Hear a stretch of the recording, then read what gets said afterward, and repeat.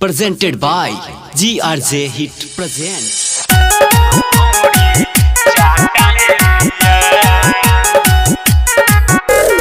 Music by Deepak Babu.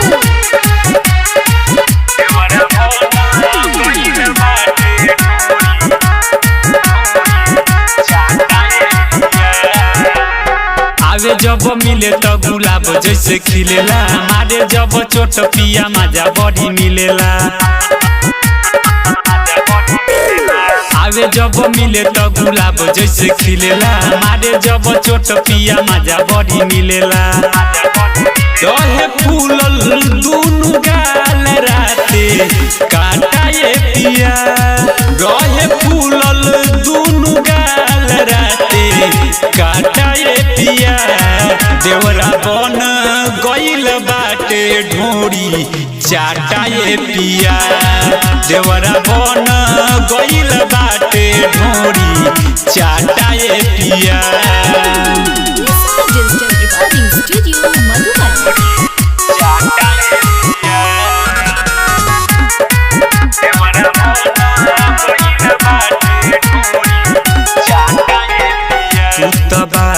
दिलिए पिया यहाँ किली ठोकता, परती छोड़ले रह जे खेती रोजे रतिया में बोता।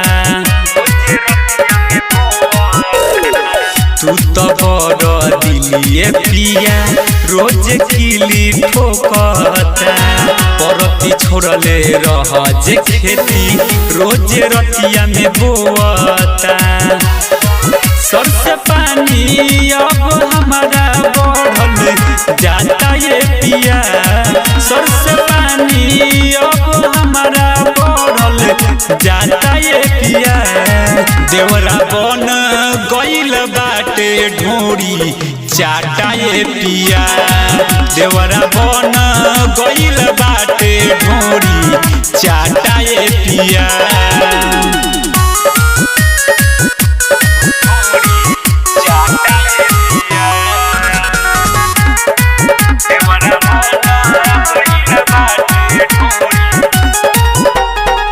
कबो हमारा ओठ के ललिया कबो बलिया के चुमेला, पूरा दिन वही फेरा में आगे पीछे घूमेला।